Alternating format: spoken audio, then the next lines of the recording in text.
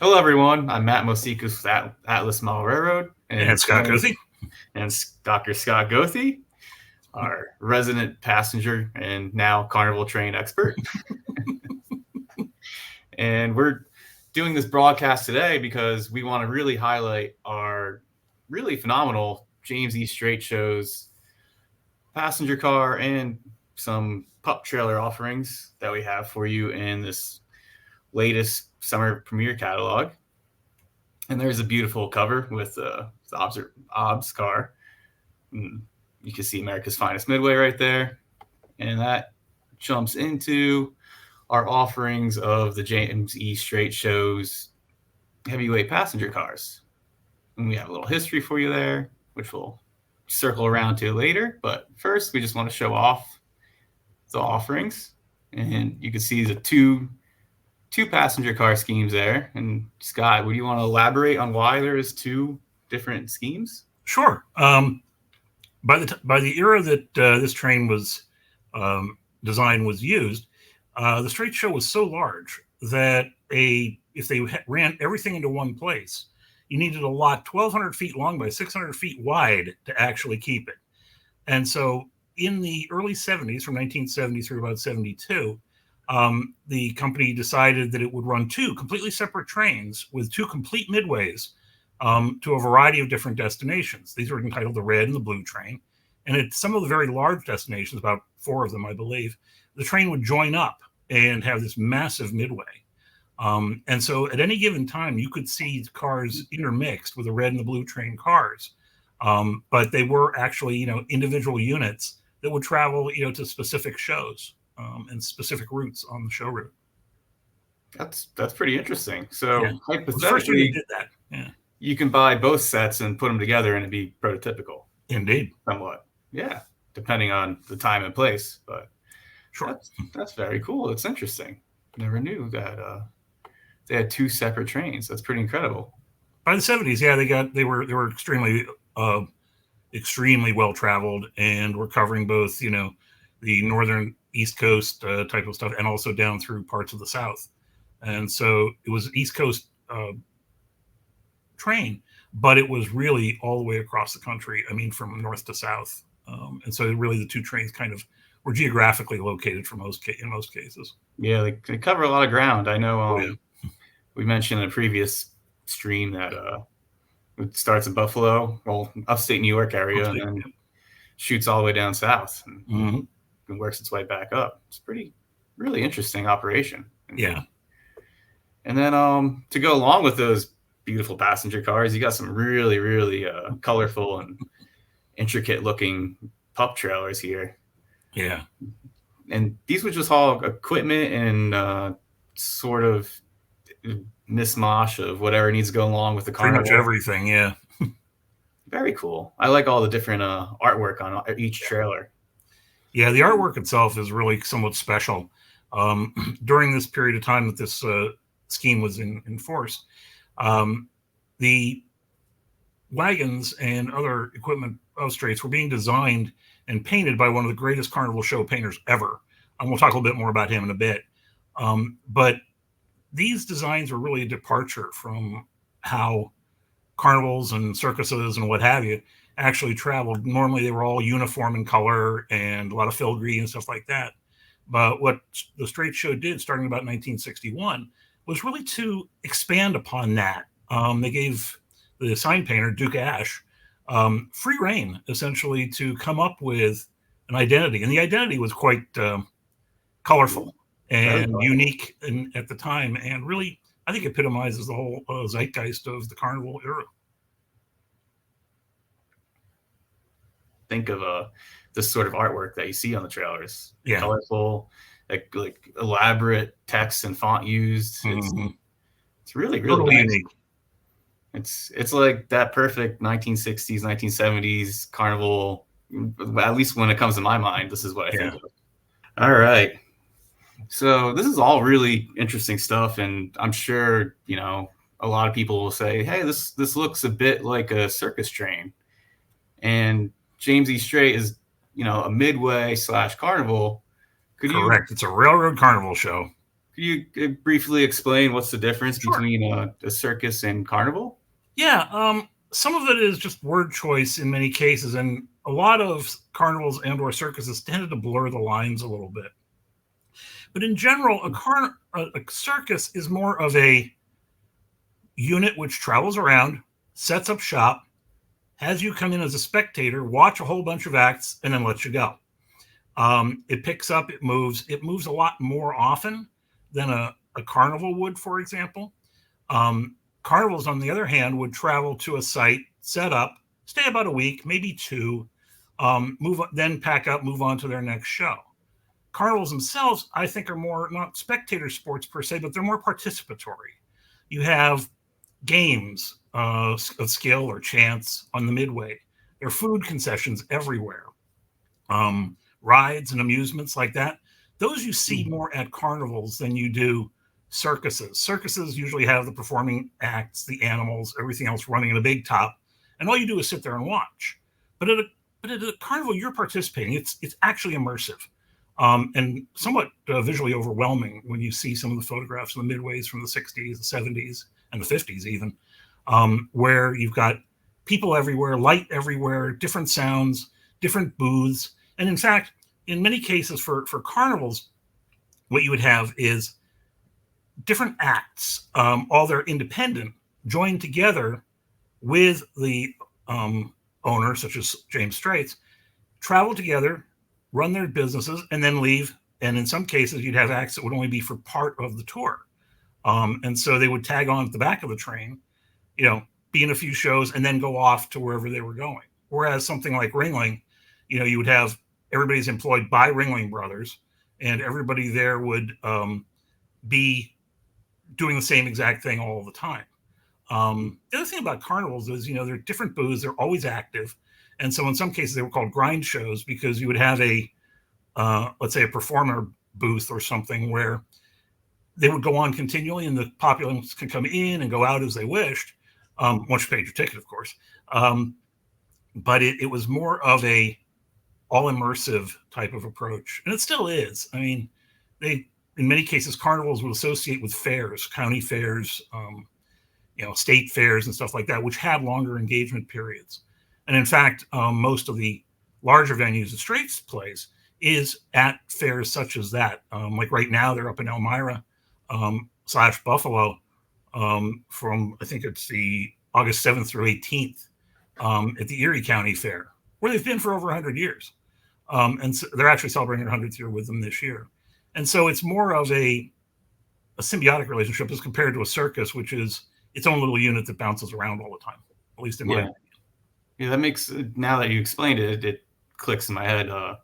You see it, all the rides with the carnival. You have the independent entertainers. There's guys doing their own act, and it's different.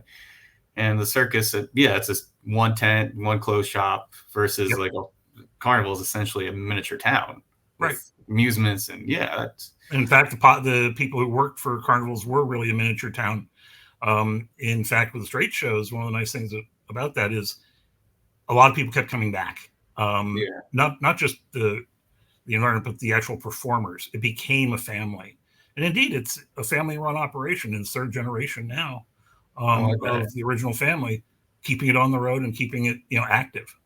Well, it's incredible that it's still active and it survived through COVID. And so, can you tell me a little bit about what makes the James E. Strates show so special and the background and origins of the show?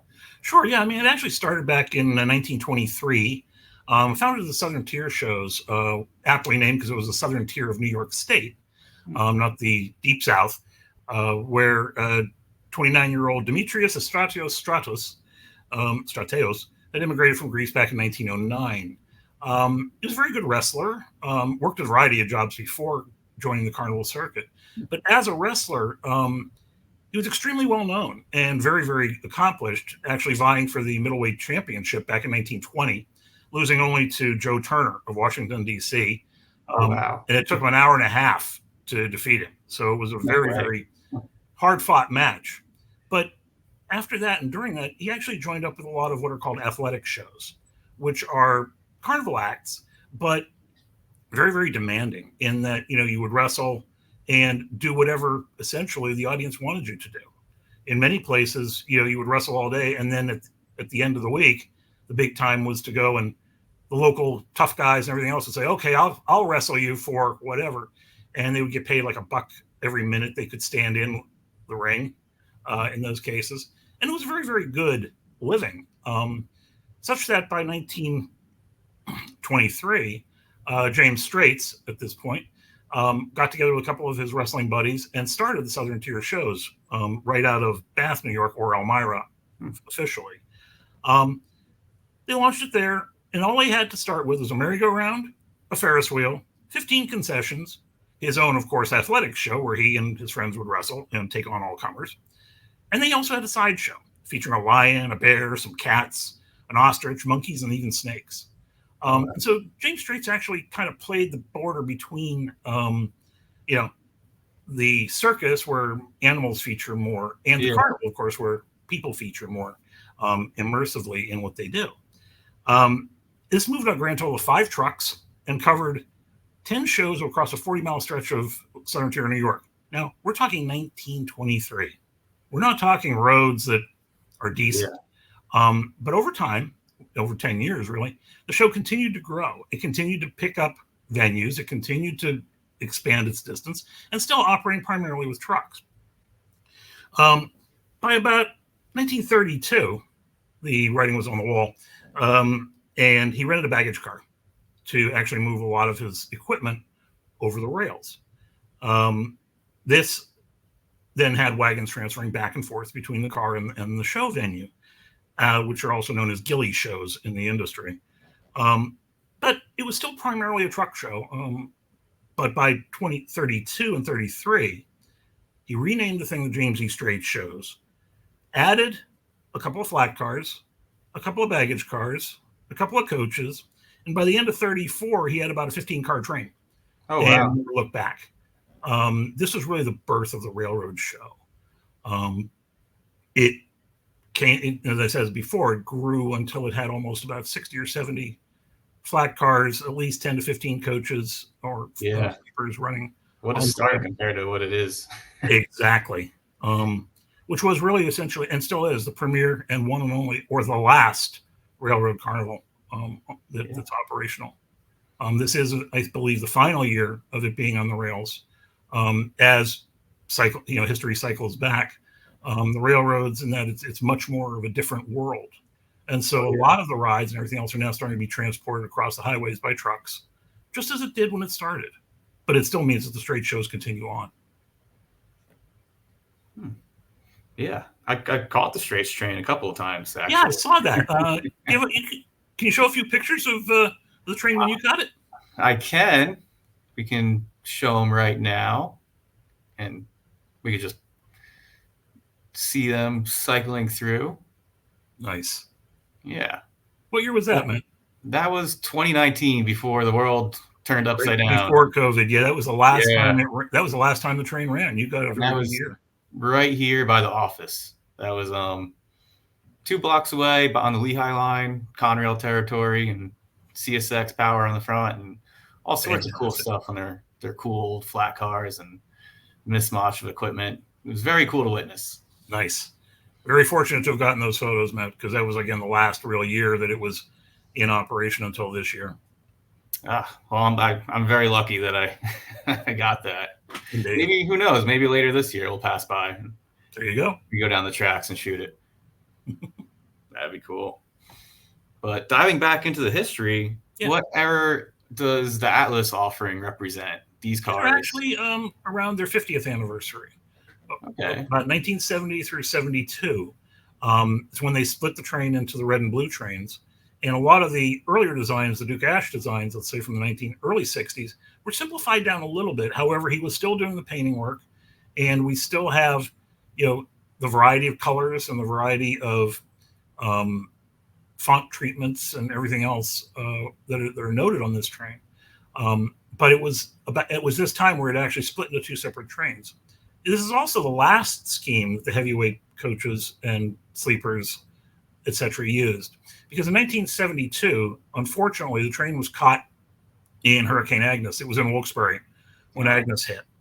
Most of the rides, everything else was up on high ground, but the train itself was down in the yard, which is water level by the river and flooded out.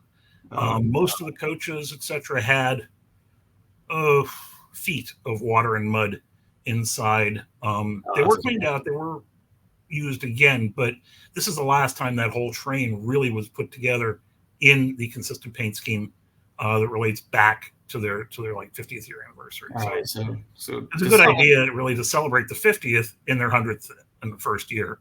Yeah, that works out well. So you're saying this is basically the last paint scheme the heavyweight cars had before either being rebuilt or them sourcing the streamline. Correct. And in fact, in 72, after the flood, they got a bunch of streamline cars from Erie, Lackawanna. No way. Yeah, about 6 cars, and they got them through the year. Then they used that for a couple more years until I believe the next major purchase was X-Ringling cars. So yeah, like every show, the cars were pretty much hand-me-downs. You would get them, you'd buy them at cheap because major railroads were getting rid of them. You'd refurbish them, you'd make them really good, carry them on until essentially they were not really able to run, and you'd get some new ones. And Strates was extremely good over the tenure on the rails to ensure that their cars would always be upgraded, always be high quality, a place where people wanted to be as compared to just a sheet of paint and a condemned sticker, like some of the trains and some of the shows would do. That's also you definitely want a comfortable ride if you're going to be on it. Oh yeah, so often. Yeah, and the other thing about Strates shows that I think set them apart from a lot of the early Carney shows, they had painted on the walls of their office trailer 3 words: clean, moral, and refined. James Strates was very much, wanted to make sure that he didn't what they call burn venues. He did not hire people who were, ne'er-do-wells. He didn't take advantage of things like a lot of carnies did. He came up in the era where that was common, but he made himself different. And in doing so, really opened up a lot more venues. And I think that's one of the reasons it's been around for 100 years. It always makes sense now why they lasted so long. Yep. Well, it's always been a very code, and you're going to have success. Yep, exactly. And he proved that. And the whole family has proved that through the eras. So it's really a pleasure to work with them at this point. To go 100 years in that industry and any industry is incredible, especially the entertainment industry and all the logistics involved in a carnival. That's major logistical. Nuts. And then speaking of logistics, it's not just the passenger cars we're offering, but also with part of our relationship with MTH, we can offer these really colorful pup trailers, and these trailers and flat cars, they're just as important as the passenger cars, really. Very much so. In fact, carnival trains themselves ended up, you can distinguish a circus from a carnival in many cases by how many coaches or sleepers do they have. Carnivals would, since they lived in the towns or worked through the towns, didn't carry as many rail cars for people in general as they would for all the equipment. Because they were hauling rides, they were hauling concessions, they were hauling all of the buildings and all the canvas, shall we say, for running a show. And so what you would have is really a lot more equipment and less people per se on a carnival train than you would on a circus train. And so the flat cars themselves were integral to really making a circus work, a carnival work. Because all the big heavy equipment that you don't want to haul over the road is critical for rail and freight. It makes sense to load it on a flat car instead of having a dozen semis. It's logistically, it's probably much cheaper to load some flat cars than to hire drivers and fuel up semi trucks. And exactly. But the interesting thing about Strates was on their trains, they really went to the trailer on flat car very early. The whole concept of TFC, the whole concept of putting the wagon on there and utilizing motorized transport. They were very, very big from day one on using tractors, not horses and stuff to pull it off. Most of their wagons, if you ever really look at even the early wagons especially, they didn't have bull rings on them. They didn't have the equipment to haul them by a drayage team. they were done by trailer. So fifth wheels you'd find on a lot of the cars. You'd occasionally have a box that would sit on a separate wagon trailer, and then be hauled off ghillie style.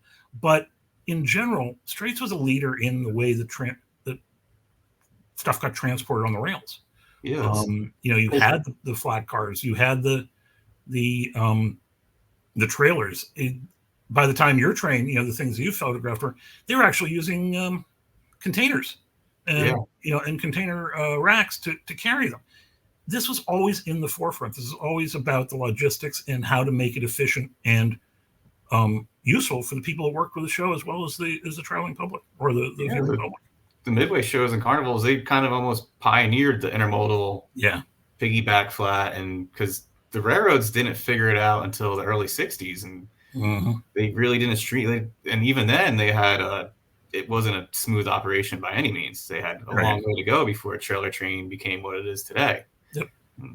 That just speaks to the ingenuity of the carnivals and these midway shows, and especially James E. Strates, just being one of the early ones to actually use trailers and tractors instead of horses, and utilizing all these flats. Well, this is great because we've had people asking us for carnival or circus themed rolling stock and equipment for such a long time, and this is a cool offering because you can use Conrail on the front, Penn Central. You can use multiple railroads.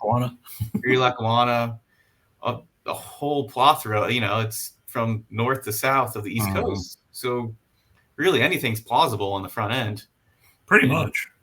Yeah. And you made it nice and easy for people to order a 4-pack of the blue passenger car set or the red, or even both, depending on how big your layout is and how ambitious you are. But will these people have a chance to expand their James E. Straight collection in the future? Yeah, I do believe so.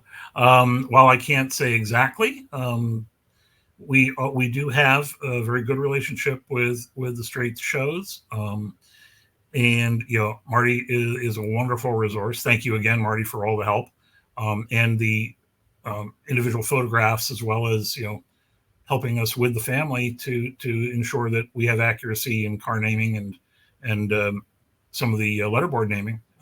You were telling me that Marty and the Strates family, they were a wealth of information and collaborated with us the whole time. And we are going to at least be bringing out one more design and one more style, because again, over 100 years, your train's changed a lot. So we do have things that are planned. Exactly when, of course, we can't say. But there are additional things coming in future. And you can add both to this train and possibly some other trains going forward. Oh, that's exciting. I'm excited to see the samples of this. This is going to be so cool, having nice, colorful cars and just something different from the class ones, even though they're pretty in their own right.